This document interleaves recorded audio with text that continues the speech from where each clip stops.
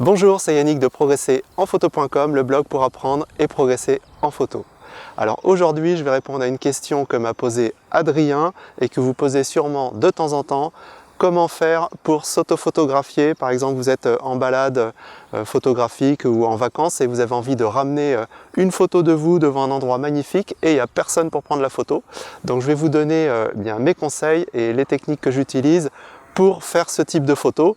D'ailleurs, ce sont les techniques que j'utilise aussi pour vous faire les vidéos pour la chaîne, puisque je me filme tout seul, et donc il faut que je gère la mise au point, le cadrage, l'exposition, etc., etc., sans qu'il y ait personne pour m'aider. Donc nous allons voir ça ensemble. En attendant, je vous rappelle que si vous n'êtes pas encore abonné au blog et à la chaîne YouTube, bien, vous pouvez le faire en cliquant sur les différents liens qui s'affichent dans la vidéo ou sous la vidéo. Alors pour se photographier tout seul, la solution de facilité ce serait de prendre une perche à selfie, son téléphone portable et un compact. Mais bon, aujourd'hui je vais vous donner des solutions pour pouvoir le faire aussi avec votre réflexe ou votre hybride ou tout type d'appareil que vous avez pour vous prendre en photo et garder vraiment un beau souvenir de l'endroit où vous étiez avec vous dessus. Alors déjà quelques conseils avant de vous expliquer techniquement comment faire.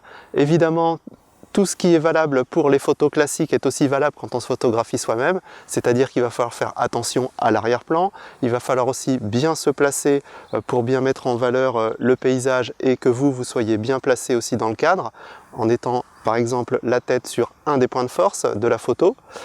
Il faut aussi faire attention à la gestion de la lumière et du soleil en particulier.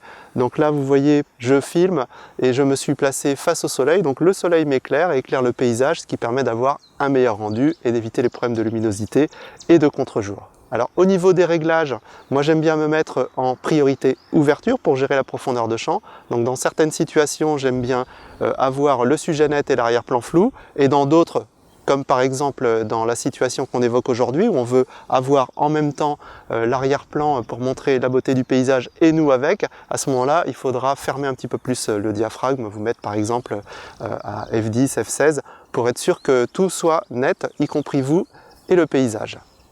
Alors ensuite vient le problème de la mise au point et de comment faire pour poser son appareil photo. Alors, l'idéal, bien sûr, c'est d'avoir un trépied, comme ça vous allez poser votre appareil photo.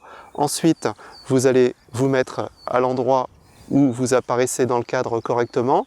Alors évidemment, quand on a un écran orientable, c'est plus facile.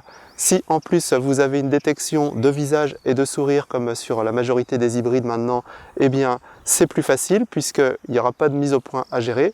Mais on va partir du principe que vous avez un réflexe, vous avez un appareil peu récent qui n'a pas cette détection de sourire. Donc comment faire? Donc l'idéal, c'est de mettre un repère, par exemple vous asseoir sur un rocher ou sur un muret, vous allez faire la mise au point à cet endroit et vous posez votre appareil photo sur un trépied.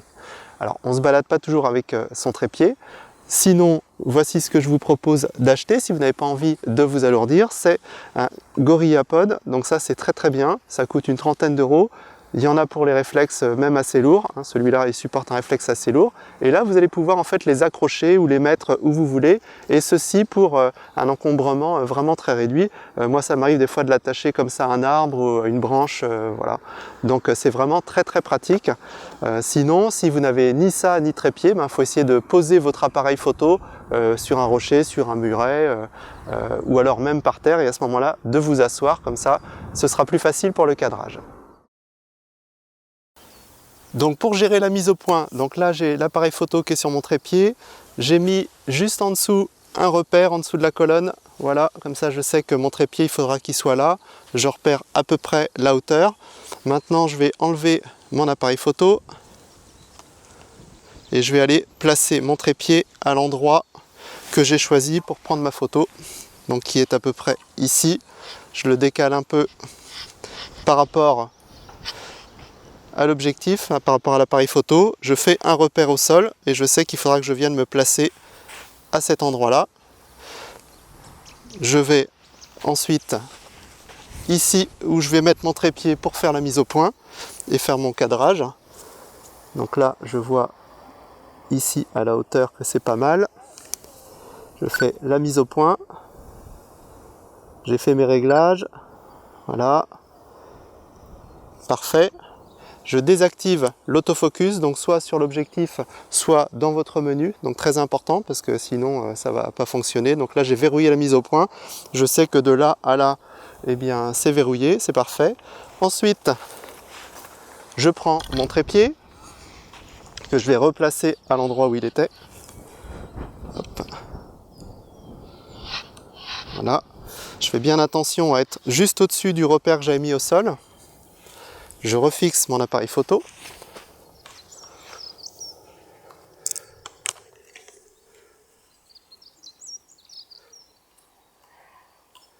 Voilà. Je reprends le cadrage. Tout est OK. Je vais mettre le retardateur. Voilà, je vais me replacer à l'endroit où j'étais. Et je prends ma pause. Et voilà, la photo est faite, donc on va aller voir ce que ça donne. Ben, c'est OK, au niveau de la mise au point, c'est parfait.